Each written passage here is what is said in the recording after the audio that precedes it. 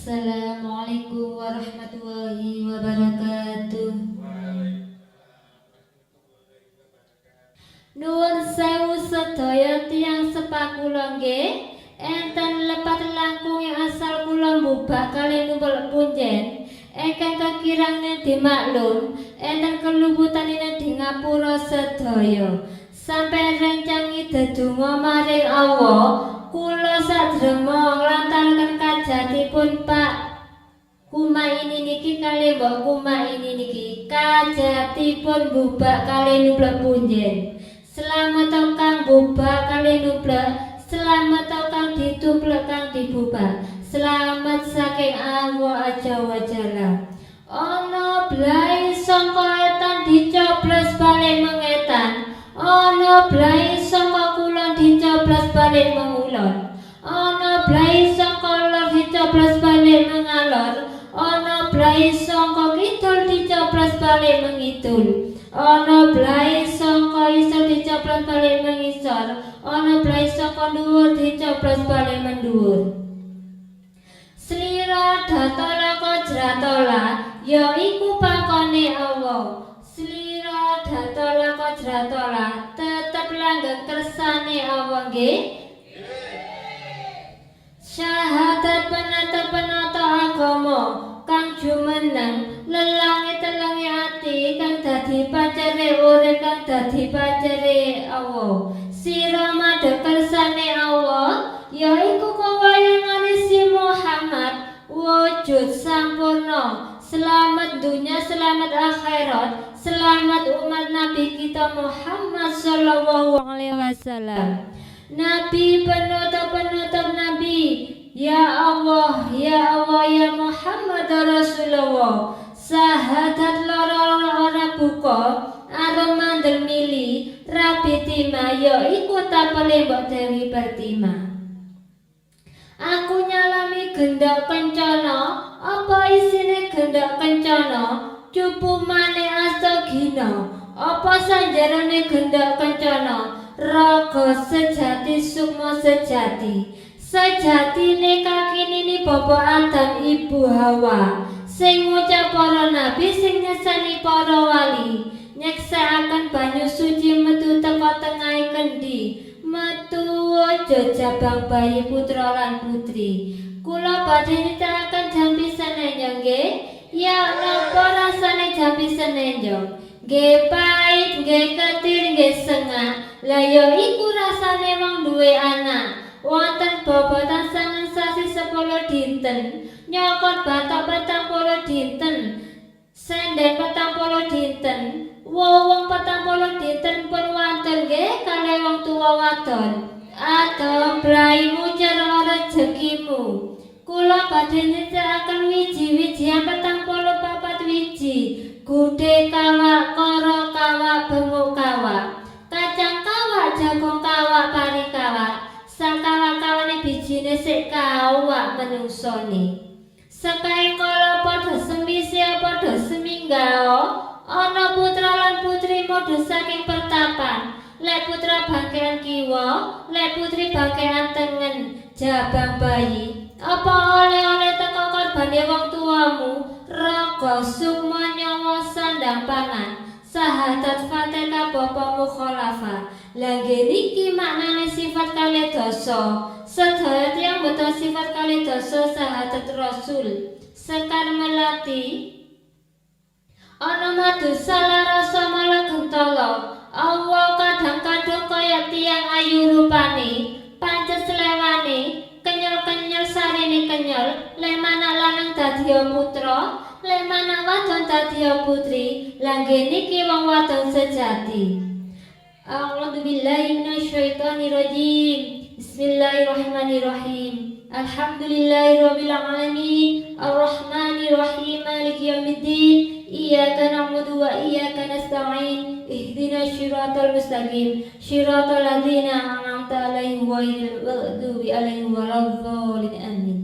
Allah wujud kita baka, mukhalafatul li hawadisi, qiyamuhu binafsihi, wahdaniyah kidrat iradat, ilmu hayas sama basar kalam hatirat, muridan aliman sami basiran mutakaliman. Wojo suci nganti wali, pundi lungguhe menungso, masjid, Mekah, ragem bandul tanpa cendelan. Ai padangi ali lungguhe iman suku ilaha illallah salam rasulillah.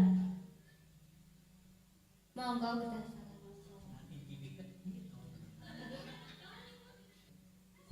ya napa rasane gedang salah rasa?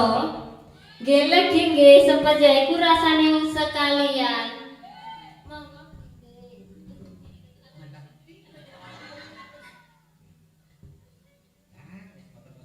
Ya napa rasane blimbing nggih kecut wi asin ya iku rasane wong gak duwe isi.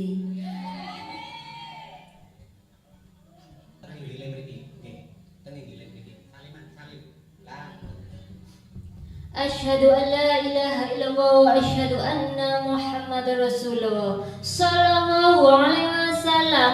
Aku nyalamikeun di petula banyune teka suwarga, petikane teka surara, bak mancing isine donga slamet.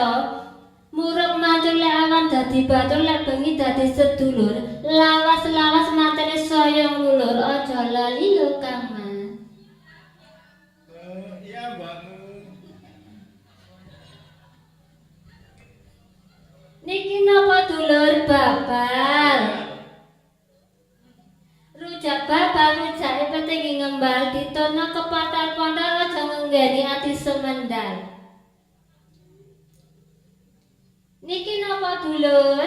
Gedang kluthuk kalih pencit. Lek nyambut gawe cek aja koncret-kancret alon-alon ben kepethuk.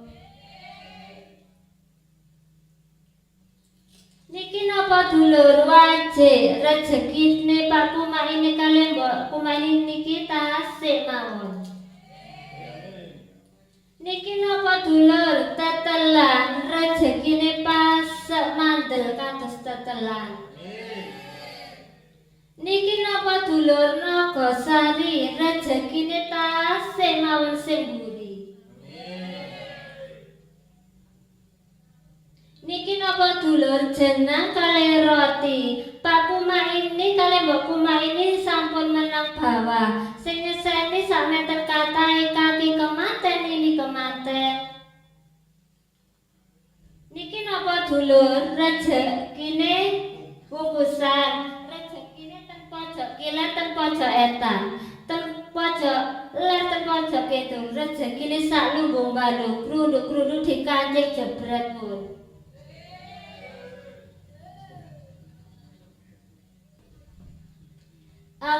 Amlakan korbane luwe karang sampun lungguhe Gusti Gading mencengken cana teka sarita nemu pitutekene katiban banyu suwindu dadi nur cahya-cahya nisra badan sayang ayu. Langsung iku masalah tentang ibu ngoten salamaken kembangnya ditetep Mas. Amin.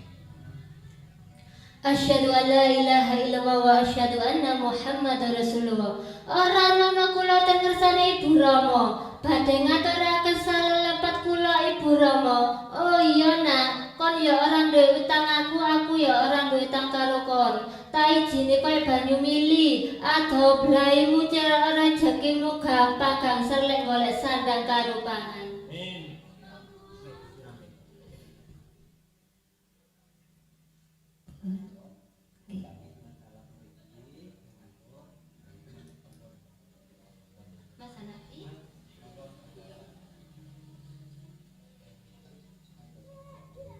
Asyhadu an la ilaha illallah wa asyhadu anna Muhammad Rasulullah. Pinten-pinten kelepatan putra datang Ibu Rama. Oh iya Nak, kon orang duwe utang karo aku ya orang duwe utang karo kon. Tak ijine kaya banyu mili, ado blaimu cara rezekimu gampang gangser lek golek sandang karo pangan.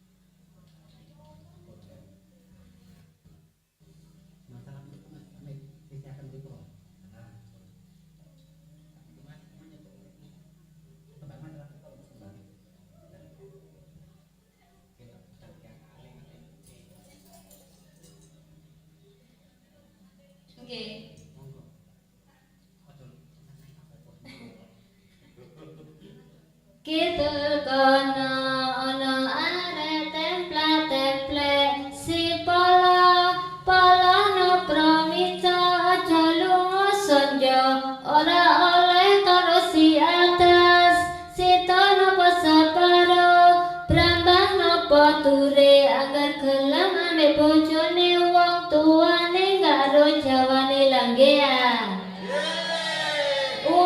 uyak ranti nandur bebek nandur meri nandur kebon nandur sapi nandur jagung nandur pari tandurane putra lan putri sukate mati tandurane dati lahir sakal kali.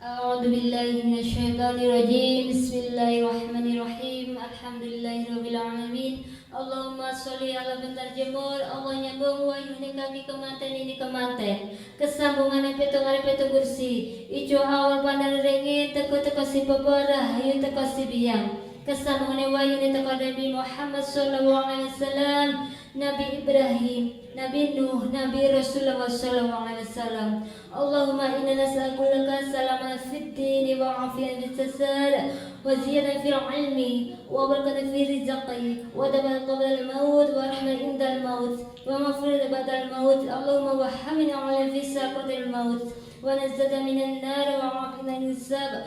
ربنا لا تزغ قلوبنا بعد إذ هديتنا وهب لنا من لدنك رحمة إنك أنت الوهاب ربنا آتنا في الدنيا حسنة وفي الآخرة حسنة وقنا عذاب النار سبحان ربك عما يصفون والسلام على المرسلين والحمد لله رب العالمين الفاتحة.